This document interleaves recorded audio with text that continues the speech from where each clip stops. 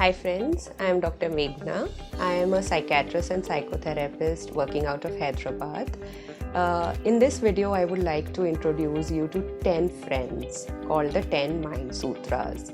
And who are these Mind Sutras? These Mind Sutras are basically mind management tools from yoga, which have a very strong relation in our modern psychology. So let me introduce you to these 10 friends. They are basically the 5 yamas and 5 niyamas from Patanjali Yoga Sutras.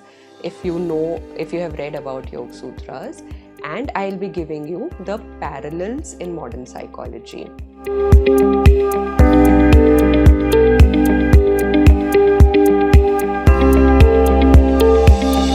Let me introduce you to the first friend, who is called Ahimsa. Ahimsa or non-violence is the friend who calms you down whenever you are angry. You could think of him as a friend who knows all the latest anger management techniques and can help you resolve a solution and reach a solution. He'll help you manage any conflicts in your life, whether it is with life itself, whether it is with your loved ones or in your profession, very effectively and efficiently. The psychological correlate in modern psychology, which correlates with ahimsa, is the principle of self-responsibility. It has been shown that people who tend to blame others or blame the situation for whatever is happening in their life, they are more unhappy or mentally disturbed. They suffer from more anxiety and depression compared to people who take the responsibility of the situation. So people who take self-responsibility have that attitude is like, okay, whatever is there, but what can I do to deliver my best in this particular situation or with this particular set of people around me. And a psychologist, clinical psychologist, Edith Eger, who has written the book called The Choice, says that this choice, it rests with each one of us. Each one of us can decide whether we blame a situation and have a victim attitude, or we take self-responsibility and have a survivor or a challenger attitude. And there are psychological exercises, there are tools which can help you shift from a victim attitude to a challenger attitude.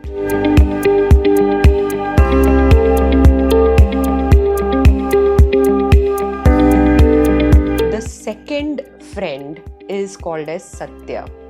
You can think of Satya as a friend who helps you realize what is your real life purpose, and he supports you through everything. Now the question arises, why do people really give up on what they really want to do or the way that they want to be in life? It is usually because there is a conflict between being good versus being real. For example, there was this psychological study which was done amongst a lot of youngsters in American colleges.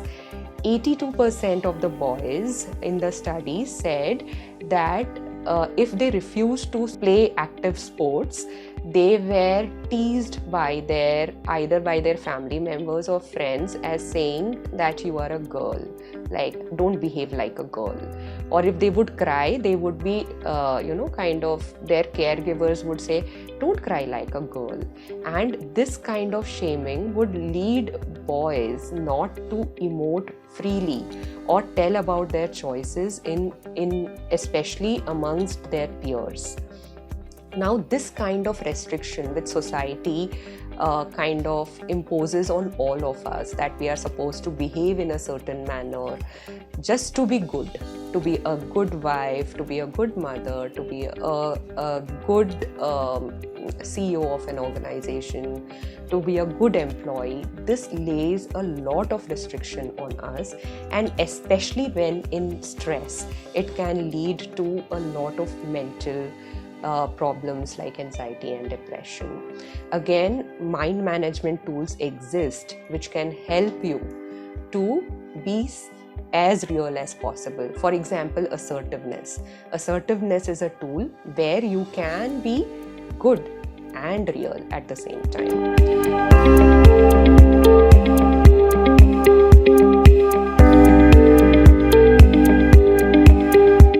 The third friend is called as Asteya.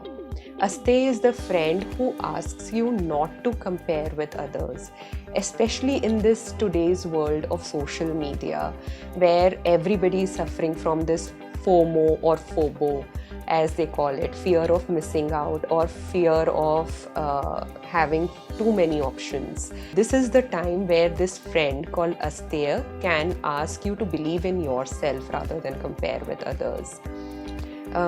Again, there have been psychological studies which show that people who compare less with others and who can, for small things like people who can keep off their social media for just a weekend or for few hours a day, actually have better mental health compared to people who tend to compare themselves on Instagram and Facebook with their peers.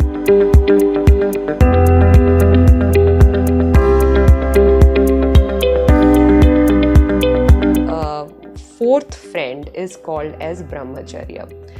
Brahmacharya is a friend who will inspire you to give your creative best. He will inspire you to be a genius in whichever field you are pursuing. The psychological correlate of this, you could think of it as our ability to connect the dots. For example, Steve Jobs, when he was doing his college, he had taken up calligraphy. At that point, people said, what is the whole use of calligraphy? I mean, like, it's of no use anywhere. But when he became the founder of Apple Computers, one of the first things he did was he introduced different calligraphy styles or fonts as we know them today. And that became a major advantage of Apple over Microsoft because it had that kind of feel, that personalization, which at that point other software programs were not offering. So genius or creativity is the ability to connect the dots, to ability to connect things which other people cannot, but you know in your heart that you can.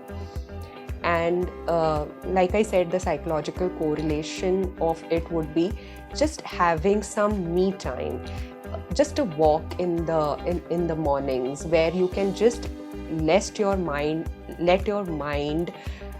give it some time to connect the dots rather than just ticking off list from your checklist as to what is the next thing to do.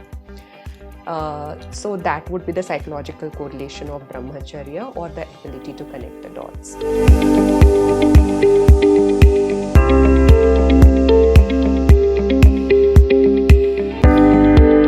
The fifth friend is called as aparigraha. You can think of aparigraha as a very simple-minded friend with whom you can go on long hikes just carrying a backpack, and that lets you experience true freedom. The psychological correlate of aparigraha is minimalism.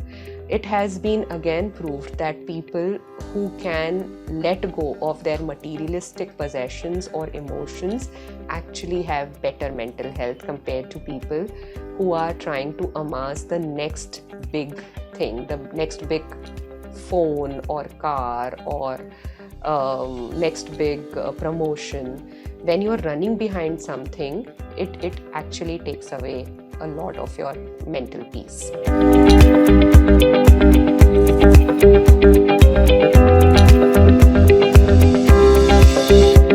Sixth friend is called as Shauch or purity. You could think of Shauch as a very pure-hearted friend who would tell you that the way that you view the world, he has a very clean approach about looking at people and at the world and helps you do the same. The psychological correlate of this is very interesting. That is because our mind cannot know the difference between real and imaginary. So there was a Harvard study which was done in which people were asked to play music on a piano. They were put in one room. In another room, people were asked to just imagine that they were playing the piano and just play the music in their head without actually hitting the keys. And in the third room, people were put where they were not doing anything related to music or the piano.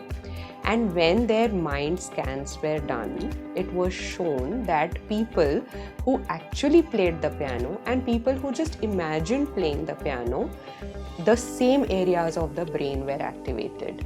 So basically, our brain does not know whether we are just thinking of an activity or we are actually doing that activity. The purer way that you think of an activity that it will happen, it actually manifests. So there are a lot of psychological correlation of this would be rational affirmations. Like the more affirmations we do, the possibility that those things happen. Of course, they should be rational, not just positive.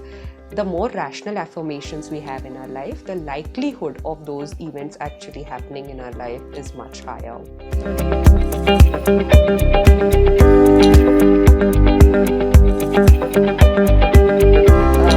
The seventh friend is Santosha. You could think of Santosha as a friend who accepts you the way that you are, who doesn't want to change you, any aspect of you, just enjoys everything that you stand for. And Santosha, literally the psychological correlate of this would be gratitude. When you accept everything in your life with thankfulness, it does not mean that you stop working for better things, but already the things that you have, it starts from there. Like you be grateful for the friends you have, the food you have, the family members you have, and from that platform you start trying to achieve whatever you are achieving. It leads to much better mental health. It was found in studies that people who were asked to deliver a letter of thank you note to somebody that they have been wanting to but could not, they were asked to write that note and deliver it to that person, and it was seen, and then their happiness index was measured every week for the next 1 month, and it was seen that their happiness score were higher even after a month of delivering that note compared to the other people who had not done so.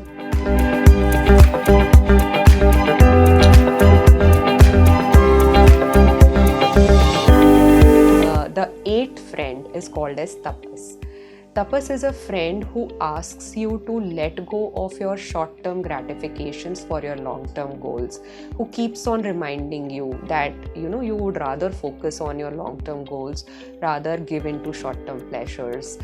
Again, the psychological correlate is a very interesting experiment which was called as the marshmallow experiment.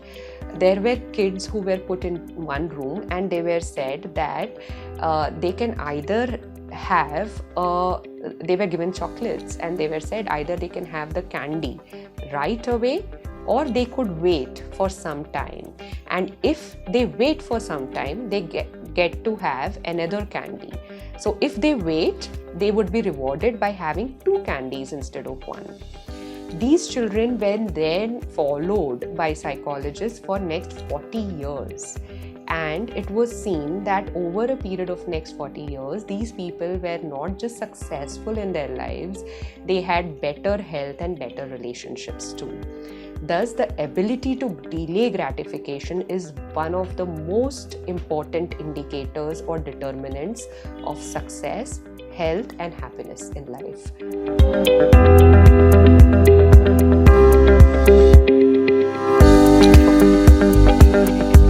The ninth friend is called as Swadhyay. Swadhyay literally means self-study.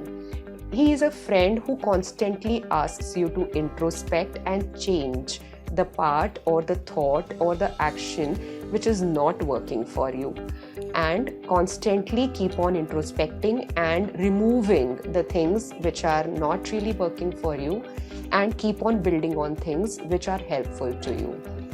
Journaling is a very, very important self-improvement tool. If you could just start your day by noting down the things that you would want to accomplish in the day and the things that you would want to keep away from, it can lead to a very, very positive impact, not just on your mental health, but also on the things that you can accomplish during the day.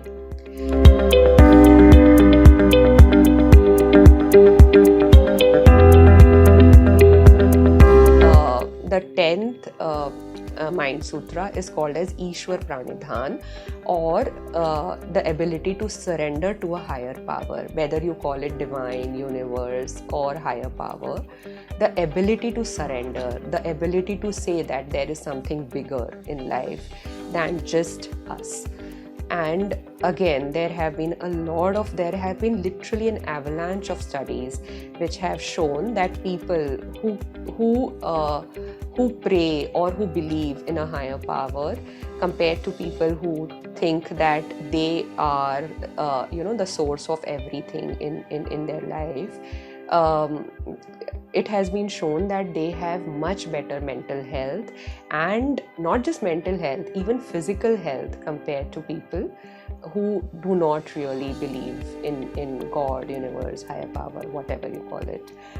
So even positive psychologists believe that kind of praying to a higher power, or at least the ability to surrender and say, okay, something else will take care of my burden, is an ability that really helps us take care of our future anxieties and past depressions. So I hope that you really enjoyed knowing these 10 friends from Mind Sutras. If you want to know more about these 10 friends, do refer to my book called The Mind Sutras. I have co-authored this book with my friend Dr. Shefali Gupta, and you could follow us or look up for more mind management tools on our website or Facebook page. Thank you.